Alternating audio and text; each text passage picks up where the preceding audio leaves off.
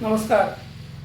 सूर्या फार्मच्या माध्यमातून ह्या यूट्यूब चॅनलच्या माध्यमातून आपण 14 ऑक्टोबर रोजी एक व्हिडिओ टाकून यूट्यूबला सर्वांना कळवलं होतं. सरकारलाही विनंती केली होती की सोयाबीनचे जे भाव आहेत हे हमी भावाच्या खाली आलेले आहेत आणि हमी भावाच्या खाली आल्यामुळं अगोदरच उत्पादन कमी आल्यामुळं अडचणीत आलेला शेतकरी येलो मोझॅक आणि कमी पाऊस मूळकूज याच्यामुळं शेतकऱ्याला उत्पादन कमी आलेलं आहे. उत्पादन खर्चसुद्धा निघणं मुश्किल झालेलं आहे.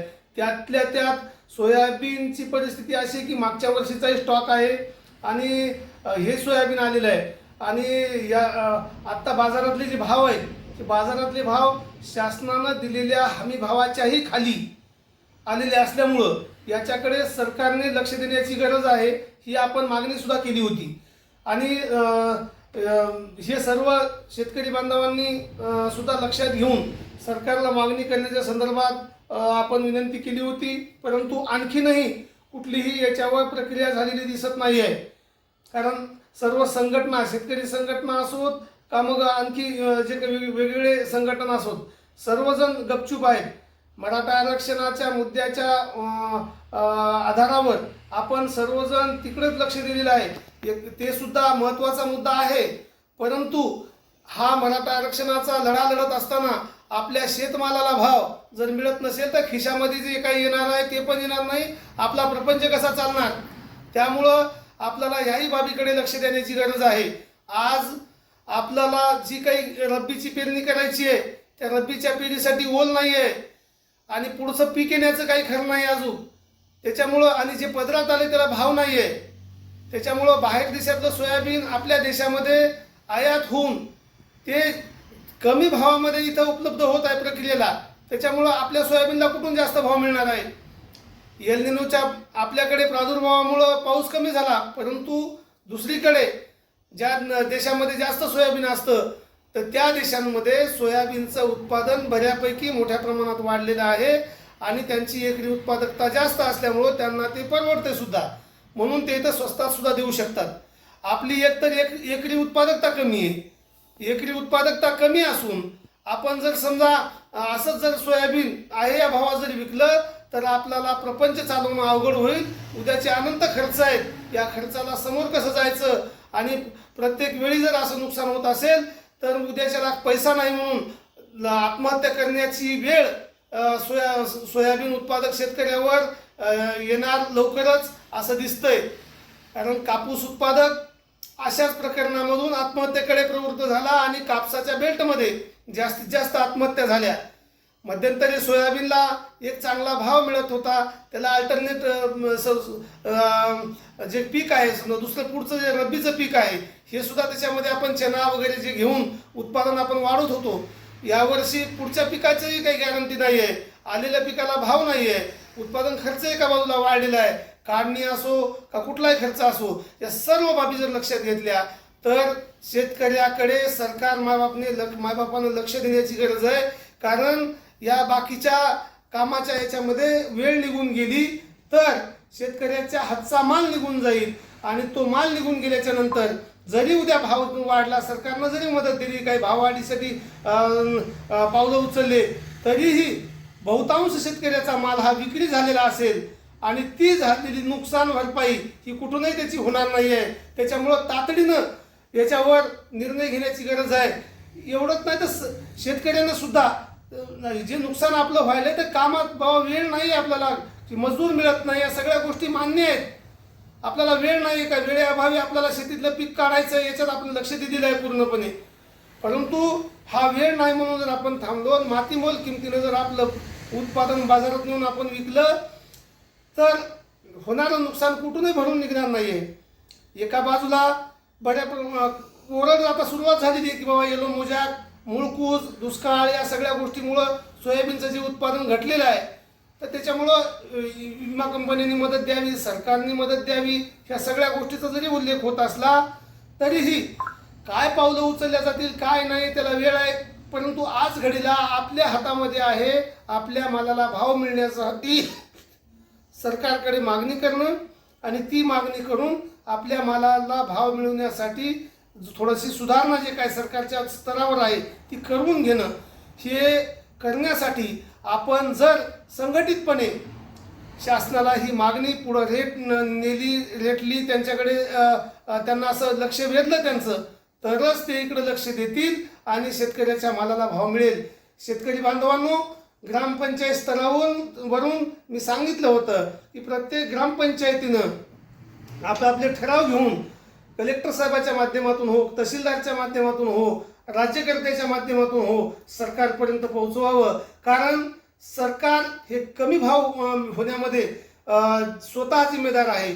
कारण सरकारनं जी काही आयातीची धोरणं ठेवलेली आहेत, आयातीला सरकारनं एक मोकळ्या मनानं परवानगी दिलेली आहे. कारण त्याच्या पाठीमागं असं आहे की देशातले जे जीवनावश्यक वस्तूमध्ये तेलबी आहेत, तर तेलाच्या किमती वाढू नयेत, सामान्य जे ग्राहक आहेत त्यांच्यावर जास्त बोजा पडू नये, हा सरकारचा चांगला मानस आहे. आम्ही त्याच्या विरोधामध्ये नाही आहे. परंतु खाणाराचा जसा विचार सरकार करतं तसं पिकवणाराचाही विचार सरकारने करावा, त्यांचंही दायित्व घ्यावं आणि त्यांच्या घामाचा जो मोबदला आहे, त्यांच्या श्रमाचा जो मोबदला आहे, त्यांच्या मालाला योग्य भाव मिळणं हा त्यांचा हक्क आहे, तो सरकारनं मिळवून द्यावा, एवढीच आमची आपल्याला विनंती आहे. आज आम्ही या चॅनलच्या माध्यमातून, सूर्या फार्म या चॅनलच्या माध्यमातून आपल्यापर्यंत जे व्हिडिओ टाकत आहोत, जे कृषी उत्पन्न बाजार समितीमध्ये कालच्या 18 ऑक्टोबर 2023 रोजी जे काही बीट झालेलं आहे त्या बीटातले व्हिडिओ आहेत आणि ते आपण बघावे. शेतकऱ्यानं हमी भावाच्या खाली तो माल विकलाय ऑलरेडी आणि तो विकल्याच्या नंतर त्याच्यावर परत खर्च आहेत, त्याच्या खिशातून खर्च पण जाणार आहे, तर कितीनं तो कमी जातोय माल याचा विचार करावा. विशेष म्हणजे सोयाबीन यावर्षी डागी नाहीये, वातावरण साफ असल्यामुळे मावचर नाहीये. त्या सगळ्या गोष्टीचा विचार करून सोन्यासारखं पिकवलेल्या मालाला सोन्यासारखा भाव मिळावा, एवढी एक रास्त अपेक्षा सरकारच्या माध्यमातून आम्ही व्यक्त करत आहोत. आपण सर्व प्रेक्षकांनी, शेतकरी बांधवांनी सूर्या फार्म या यूट्यूब चॅनलला प्रतिसाद द्यावा. त्याच्यासाठी आपण हा व्हिडिओ ऐकत असाल, आपणास हा व्हिडिओ आवडला तर आमच्या या व्हिडिओला लाईक करा, सबस्क्राईब करा, शेअर करा. जास्तीत जास्त शेतकरी बांधवापर्यंत आणि सरकारपर्यंत हा व्हिडिओ पोहोचला पाहिजे, याच्यासाठी या चॅनलला पाठबळ द्या, एवढी मी या निमित्तानं विनंती करतो. पुढील व्हिडिओ आपण पूर्ण बघावे, त्यानंतर आपण आपल्या समजून घ्यावं की काय प्रक्रिया चाललेली आहे आणि आपापल्या स्तरावरून प्रत्येकानं खारीचा वाटा म्हणून जे काही योगदान म्हणून देता येईल तर ते द्यावं. संघटितपणे मागणी करावी आणि आपल्याला न्याय मिळवून घ्यावा, हे या व्हिडिओच्या माध्यमातून मी आपणापर्यंत पोहोचवत आहे. या चॅनलला सबस्क्राईब करून जर बळ आपण दिलं तर आम्ही असेच नवनवीन व्हिडिओ आपल्याला उपलब्ध करून देऊ. शेतकऱ्यांच्या मनातल्या व्यथा, शेतकऱ्यांची जी काही परिस्थिती आहे ती सर्व परिस्थिती सरकार, मायबाप, जनता यांच्या समोर पोहोचवण्याचा प्रयत्न करू आणि त्याच्या घामानं श्रमानं पिकवलेल्या मालाला योग्य भाव मिळवून देण्यासाठी प्रयत्न करू, एवढं या निमित्तानं सांगतो. आणि पुढे जे आपण कालच्या बिटातले जे व्हिडिओ आहेत ते टाकत आहोत ते पूर्ण पाहावे अशी विनंती करतो आणि इथंच थांबतो. नमस्कार, जय हिंद, जय महाराष्ट्र.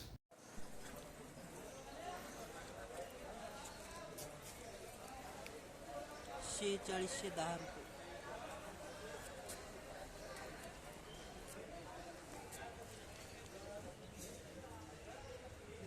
4560 रुपये. 21 कट्टे.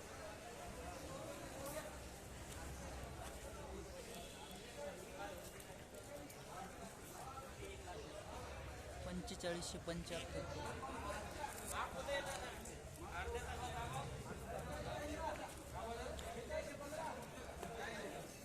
भाव पटेल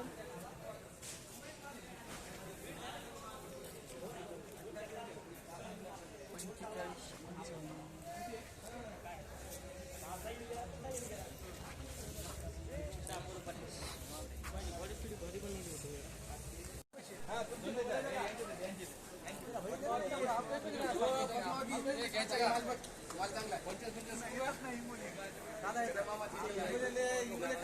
साहेबाला बसायचे.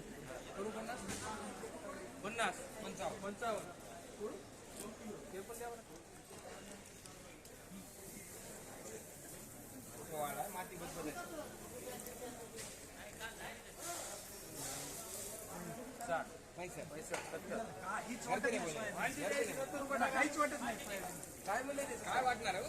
आता 50-50,000 कट्टे घेतल्याशिवाय ते सकाळीच म्हणलं ते सकाळीच म्हणलं ते 10,000 कट्टे घ्यायचे.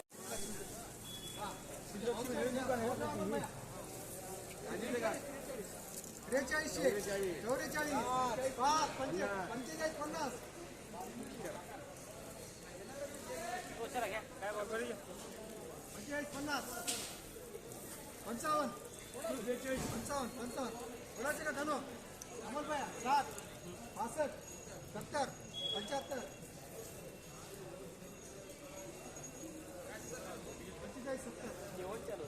80 85 90 95 46 5 46